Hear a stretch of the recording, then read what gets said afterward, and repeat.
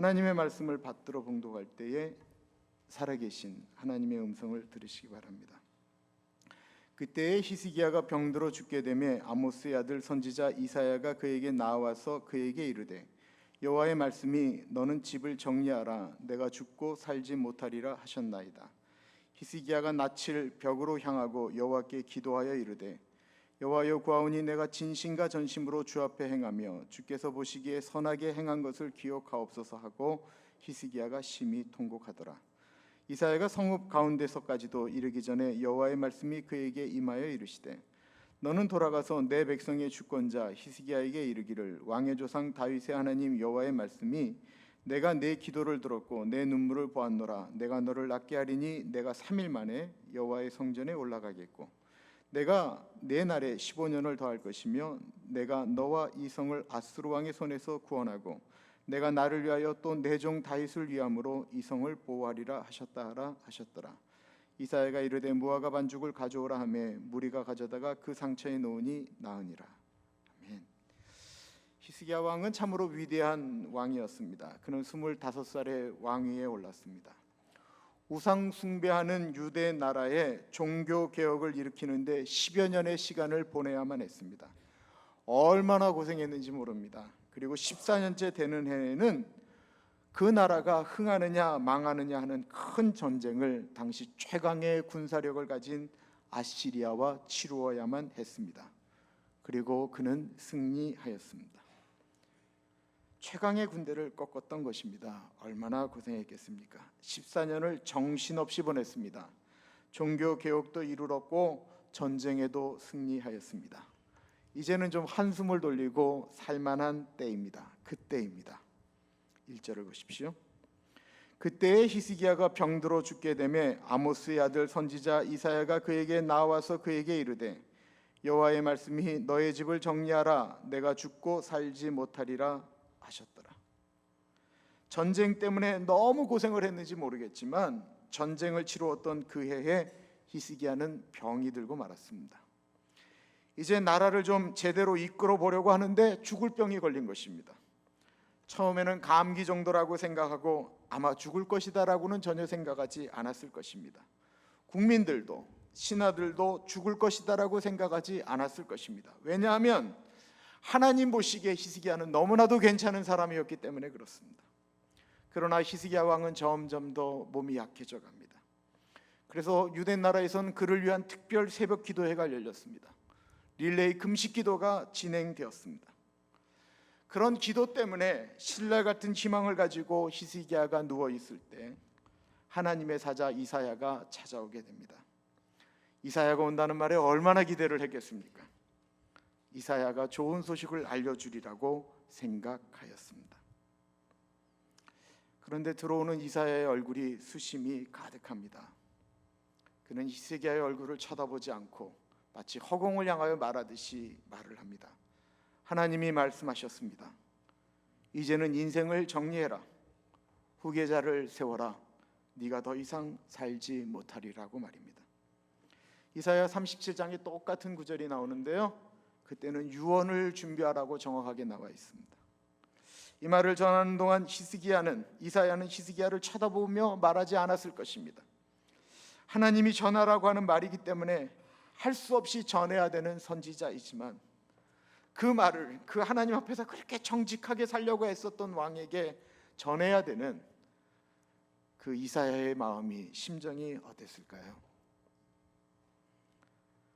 그가 죽을 것이라고 말해야 되는 누워있는 그 대상은 고작 39살의 왕이었습니다. 아마 이사야는 인사도 안 하고 그냥 나와버리고 말았을 것입니다. 오늘날로 말하면 미국에 와서 죽을 힘을 다해서 일하고 집장만 하고 아이 좀 키우고 이제 좀 살만한데 40대 중반에 죽을 병이 걸렸다라는 것입니다. 히스기야는 중병이 누웠기 때문에 침다에 누워서 이사야의 말을 들었을 것입니다.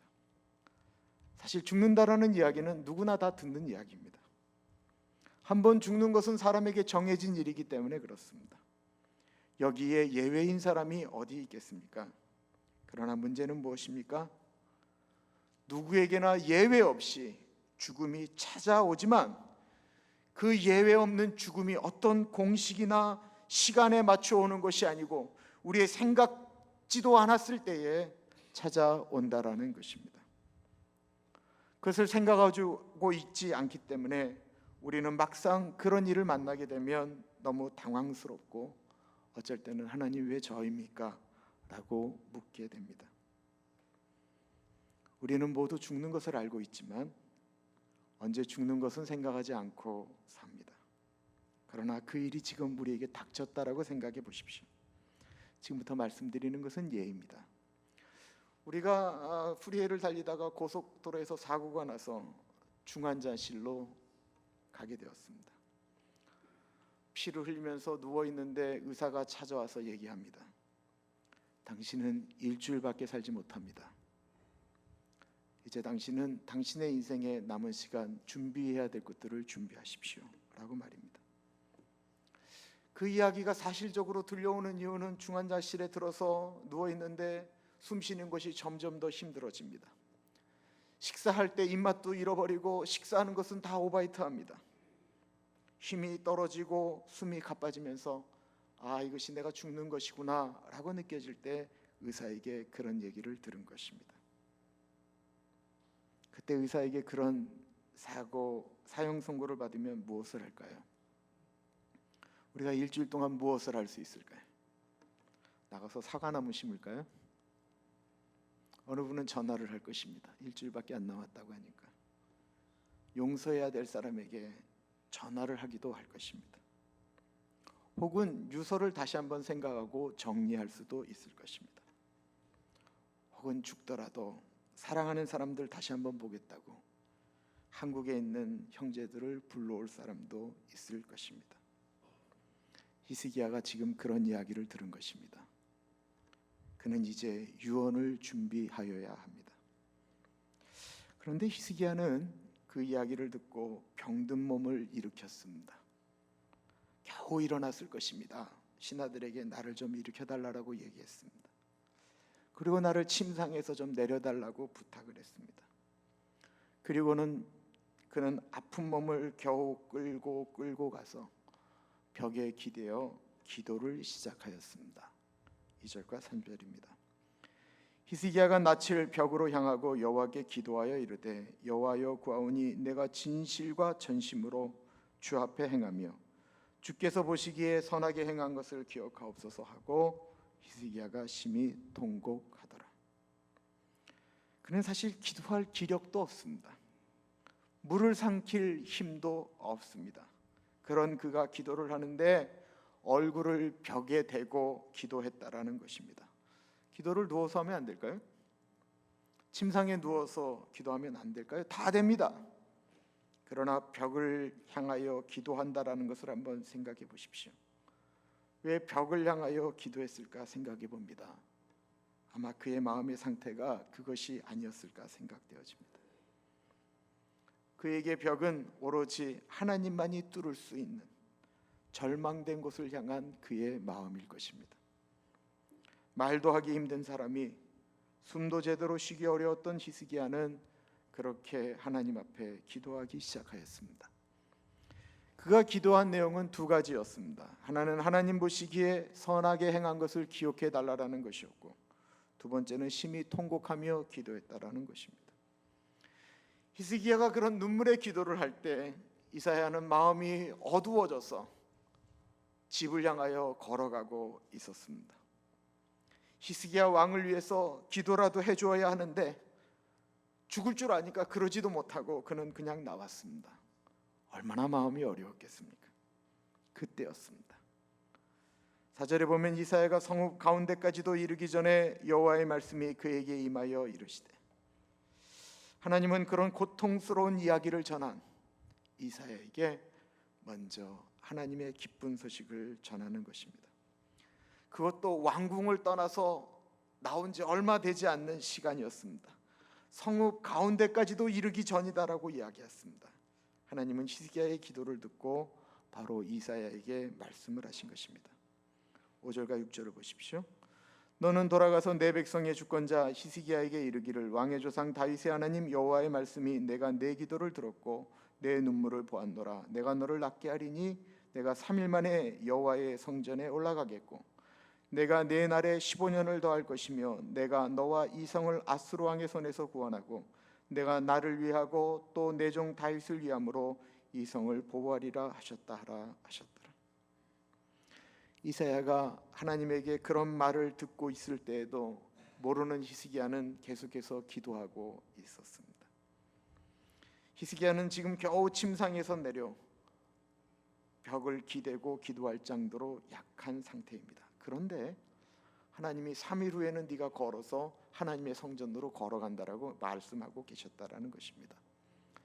하나님이 그렇게 회복시키는 이유를 두 가지로 말씀하고 있습니다. 하나는 히스기야의 기도를 들으셨다라고 이야기하고 있습니다.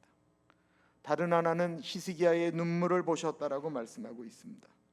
그럼 하나님이 들으신 기도의 내용이 무엇입니까? 여호와여 구하오니 내가 진실과 전심으로 주 앞에 행하며 주께서 보시기에 선하게 행한 것을 기억하옵소서. 정말로 너무나도 놀라운 기도입니다. 어떻게 이렇게 기도할 수 있을까 생각되어집니다. 아니 이렇게 기도할 수만 있다고 한다면 얼마나 좋을까라는 생각이 들었습니다. 하나님 앞에서 진실하게 온 마음을 다해서 행한 것을 기억해 달라라는 기도를, 주님이 보시기에 선하게 행한 일들을 기억해 달라고 어떻게 그렇게 기도할 수 있었을까요? 더 중요한 것은 주 앞에서라는 것입니다. 종교 개혁자들이 그렇게 고백하였던 코람데오, 하나님 앞에서라는 것입니다. 하나님이 들으셨던 히스기야의 기도는 하나님이 들으시면서도 가슴이 울리는 기도였을 것 같습니다. 아버지 아하스가 행하였던 악행을 타파하기 위하여 그 아버지가 세운 신하들을, 기득권을 가진 사람들을 내치면서까지 주저하지 않았습니다. 대대로 백성들이 이건 우리 하나님이 우리 조상들을 험한 광야에서 건진 그 뱀이야 하던 그 모세의 노뱀을 수많은 백성들의 반대를 무릅쓰고 없앨 때에도 히스기야는 주저하지 않았습니다. 히스기야는 지금 그 기도를 하나님께 드리고 있는 것입니다. 오늘 본문에 하나님은 히스기야의 그 기도를 들으셨다라고 말씀하고 있습니다. 하나님이 우리의 기도를 다 들으시느냐? 꼭 그렇지는 않습니다. 이 말을 오해하지 마십시오. 기도를 다 들으시죠. 그러나 기도라고 생각하지 않는 기도가 있다라는 것입니다. 바리새인들이 성전에서 큰 소리로 기도했습니다. 그들은 사람들 앞에서 기도했습니다. 벽을 보고 기도한 것이 아니었습니다. 사람들이 듣는 기도를 했습니다. 본인들이 했던 선행을 기도했습니다. 본인들이 했던 구제 활동도 기도했습니다. 본인들이 정직하게 산 것도 기도했습니다. 본인들이 헌금 생활 열심히 한 것도 기도했습니다. 히스기야와 바리새인들이 행한 일들은 하나님 앞에 보기에는 똑같은 것처럼 아름다운 것이었습니다. 둘 다 하나님께 열심이었다라는 것입니다. 그러나 다른 것이 하나 있었습니다. 그것은 주 앞에서 행하였느냐라는 것이었습니다. 바리새인들은 하나님 앞에서 기도한 것이 아니고 사람 앞에서 기도했다라는 것입니다. 하나님 앞에서 선한 것을 한 것이 아니고 사람들에게 보이기 위해서 했다라는 것입니다. 예수님이 마태복음 6장에 이렇게 말씀하십니다. 사람에게 보이려고 그들 앞에서 너의 의를 행하지 않도록 주의하라. 그리하지 아니하면 하늘에 계신 너희 아버지께 상을 받지 못하느니라. 또 너희는 기도할 때에 외식하는 자와 같이 하지 말라. 그들은 사람에게 보이려고 회당과 큰 거리 어귀에 서서 기도하기를 좋아하느니라. 내가 진실로 너희에게 이르노니 그들은 자기 상을 이미 받았느니라. 우리는 어떤 일들을 사람들에게 보이려고 할 수 있습니다. 우리는 실제로 하나님을 섬긴다라고 하지만 많은 것들은 사람을 의식하면서 하게 됩니다. 그것을 꼭 나쁘다라고 할 수 있을까요? 저는 그렇지 않다고 생각합니다. 마태복음 6장에 예수님이 하신 말씀의 핵심은 그것이 나쁘다라고 말한 것이 아닙니다. 사람에게 보이려고 한 것은 하나님 아버지께는 받을 상이 없다라고 하는 것을 의미하는 것입니다. 그러나 히스기야는 하나님 아버지 앞에서 행하였다라는 것입니다. 하나님을 위한 열심이었다라는 것입니다. 그래서 하나님께 그것을 기억해 달라고 기도하는 것입니다. 히스기야가 한 행동 사람들이 몰랐나요? 다 알았습니다. 사람들이 히스기야를 칭찬도 했습니다. 그러나 그는 사람들에게 칭찬 들으려고 한 것이 아니기 때문에 하나님이 그 기도를 들으셨다라는 것입니다. 여러분들 제발 이러지 마세요. 저 칭찬하지 마세요. 하나님에게 받을 상급이 없어요. 그거는 하수예요, 하수. 하나님은 그 얘기 듣고 안 듣고와 상관없이 그 사람이 어떤 마음으로 그 일을 했는지 하나님이 알고 계시는 거예요. 그게 중요한 거예요. 그러나 수많은 사람들이 하나님께 영광을 돌리지만 많은 것들은 자기를 위해 했다라는 거예요. 사람들이 은밀한 중에 계시는 하나님을 인식하지 못합니다. 그것을 인식하지도 두려워하지도 않습니다. 그러나 은밀한 중에 계시는 하나님은 우리가 어떤 마음으로 그 일을 하는지 알고 계신다라는 것입니다. 그리고 그것은 선악간의 심판을 하십니다. 전도서 12장 13절과 14절에 이래 결국을 다 들었으니 하나님을 경외하고 그의 명령들을 지킬지어다. 이것이 모든 사람의 본분이니라. 하나님은 모든 행위와 모든 은밀한 일을 선악간에 심판하시느니라. 히브리서 4장 13절에 보면 지으신 것이 하나도 그 앞에 나타나지 않음이 없고 우리의 결산을 받으실 이의 눈앞에 만물이 벌거 벗은 것 같이 드러났느니라. 우리의 삶의 모습을 하나님이 아신다라는 것입니다. 또한 히스기야의 기도에는 간절함과 진실함이 있었습니다. 하나님 앞에 기도하는 사람의 자세에는 그 사람이 얼마나 더러운지 죄인인지 그것은 중요하지 않습니다. 내가 하나님 앞에 기도하는 나의 모습이 하나님 앞에 기도하는 것처럼 진실하느냐라는 것입니다. 예수님은 죄인 세리의 기도를 그 기도가 하나님 앞에 드리는 기도인가를 말씀하신 적이 있습니다. 누가복음 18장 13절에 세리는 멀리 서서 감히 눈을 들어 하늘을 쳐다보지도 못하고 다만 가슴을 치며 이르되 하나님이여 불쌍히 여기소서 나는 죄인이로소이다 하였느니라. 히스기야는 지금 죽음 앞에 선 사람으로 기도하고 있습니다. 그리고 그의 통곡 소리가 하나님을 향해 들려오고 있습니다. 히스기야의 기도에 느껴지는 통곡에 우리가 할 것이 있다고 한다면 우리는 모두 다 그냥 약한 사람이다라는 것입니다. 그는 기도의 사람이었고 믿음의 사람이었고 한 나라의 왕이었지만 죽음 앞에서는 약한 사람일 수밖에 없다라는 것입니다. 그러기에 히스기야는 통곡할 수밖에 없었습니다. 하나님이 불쌍히 여기지 아니하시면 아무것도 할 수 없는 존재이기 때문에 그렇습니다. 히스기야는 통곡하며 기도하는데 더 고통스러운 것은 하나님이 이 기도를 들어주시는지 안 들어주시는지 모르기 때문에 더 통곡할 수밖에 없습니다. 시편 기자가 22편 2절에 내 하나님이여 내가 낮에도 부르짖고 밤에도 잠잠치 아니하오나 응답지 아니하시나이다. 꼭 기도하는데 응답하지 않는 것처럼 느껴지는 것입니다. 히스기야가 마치 그런 느낌입니다. 통곡한다고 하나님이 듣는다라는 보장이 없습니다. 예수님이 십자가에서 얼마나 고통스러운지 나의 하나님 어찌하여 나를 버리셨습니까?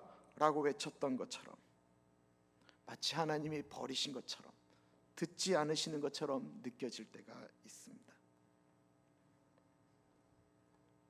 그렇게 기도하는 그 시간은 그렇게 고독합니다. 이런 고독한 시간을 보내보신 적이 있으십니까? 그때는 마치 깊은 어두운 터널을 끝없는 터널을 지나가는 것 같습니다. 아무리 기도해도 마음이 풀어지지 않고 하나님이 들어주신다라는 확신도 없기 때문에 그렇습니다. 그런데 그렇게 기도하는 동안 하나님이 듣고 계셨다라는 것입니다. 눈물의 기도를 듣고 계셨다라는 것입니다. 통곡하는 기도를 들으셨다라는 것입니다. 2000년에 미국으로 오기 위해 준비를 했습니다. 그때 저의 유학 서류는 완벽했습니다. 섬겼던 교회도 서류적으로 충분했을 뿐만 아니라 제가 속한 선교단체는 이화여대 안에 있었습니다. 추천서가 엄청났습니다. 제 동기 목사와 둘이 같이 준비하였는데 그분은 부산의 아주 작은 교회를 섬기고 있었습니다. 그분의 서류는 제 준비한 서류의 딱 3분의 1 수준이었습니다. 서류를 준비하던 유학원에서는 그분은 걱정하였지만 저는 걱정할 필요가 없다고 했습니다. 다만 아버지의 직업을 쓰는 난이 있는데 그때 목사라고만 쓰지 말라고 부탁을 했습니다. 목사가 미국에 오면서 아버지 직업을 숨긴다는 게 말이 안 되잖아요. 그래서 제가 아버지의 직업을 목사라고 쓰는데도 전혀 걱정하지 않았습니다. 그리고 미 대사관 인터뷰가 월요일 날 잡혔는데 믿음으로 교회에다가 미국 간다고 사임을 하였습니다. 그리고 그 전날 예배 시간에 눈물의 고별 설교를 했습니다. 하늘도 울고 땅도 울고 앞에서 설교하는 목사도 울고 교인들도 울었습니다. 선교단체에서 저에게 총무 자리를 이렇게 가보지 말고 총무하라고 얘기했는데 그것도 거절하였습니다. 한 번도 내가 리젝 당한다라고 생각하지 않았습니다. 그런데 떨어졌습니다. 인터뷰 전날 부산에 있는 그 목사님 내외가 와서 우리 집에서 잤는데 그분네는 뭐 서류가 너무 약하니까 밤새도록 뒤척거리면서 기도하다 일어나다 자다 뭐 이러셨는데 서류가 완벽한 저는 잠을 깊이 들었습니다. 그런데 그분은 바로 되고 저는 떨어졌습니다. 그때 제 교만이 다 무너졌습니다. 어떤 것으로도 미국에 들어올 방법이 없어졌습니다. 다시 넣어도 가능성이 없다라고 합니다. 제가 떨어진 것은 아버지가 목사이기 때문에 그렇습니다. 아버지가 목사이고 아들이 목사이면 100% 미국에서 안 돌아온다라는 것입니다. 그리고 그분들의 예언은 지금까지 맞았습니다.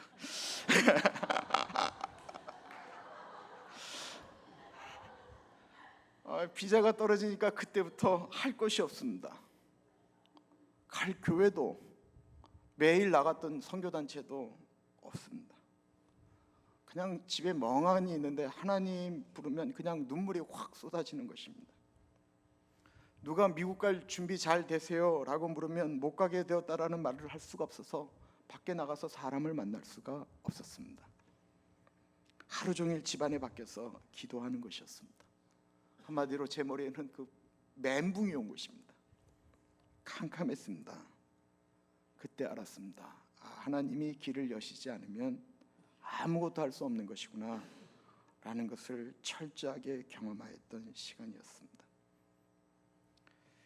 그때의 기도는 정말 간절했습니다. 왜 제가 미국에 가야 되는지를 다시 한번 생각하는 시간이기도 했습니다. 히스기야 편에서의 기도 시간은 굉장히 짧았습니다. 그러나 그 기도하는 시간에 그는 참으로 어두운 터널을 보내고 있었던 것입니다. 하나님이 들어주시면 사는 것이고 들어주지 않으시면 그냥 죽어야 하는 시간입니다. 그런데 그 기도에는 진정성이 있었다라는 것입니다. 사랑하는 여러분, 자녀를 위해서 그렇게 진정성 있게 기도해 보신 적 있으십니까? 시편 9편에 나의 찬송하는 하나님이여 잠잠하지 마옵소서. 하나님 잠잠하시면 안 됩니다. 고백하며 자녀 때문에 매달려본 기억이 있으십니까? 시편 88편에 여호와 내 구원의 하나님이여 내가 주야로 주 앞에서 부르짖었사오니 나의 기도가 주 앞에 이르게 하시며 나의 부르짖음에 주의 귀를 기울여 주소서. 고백하였던 것처럼 매달려 보신 적 있으십니까? 기억하십시오. 하나님 앞에서 행한 것을 하나님이 기억하신다라는 그 사실을, 그리고 하나님 앞에 나아가 겸손하게 우리의 연약함을 드러내며 기도할 때 하나님이 들으신다라는 사실을 말입니다. 우리 좀 그렇게 기도하는 우리 모두가 되시기를 축원합니다. 기도하겠습니다. 사랑의 예수님, 우리가 그렇게 살아갈 수 있도록 주님 인도하여 주옵소서. 우리의 기도에 하나님만 들으시는 그 기도에 마저도 거짓으로 기도할까 두렵습니다. 과장할까 두렵습니다. 우리의 실존을 주님 앞에 드러내며, 또한 히스기야처럼 하나님, 그때 내가 하나님 앞에서 하나님을 향하여 하나님 앞에서 행하였던 것 기억해 달라고 기도할 수 있는 우리 삶의 모습이 되어지게 하여 주옵소서. 존귀하신 예수님 이름으로 기도드립니다. 아멘.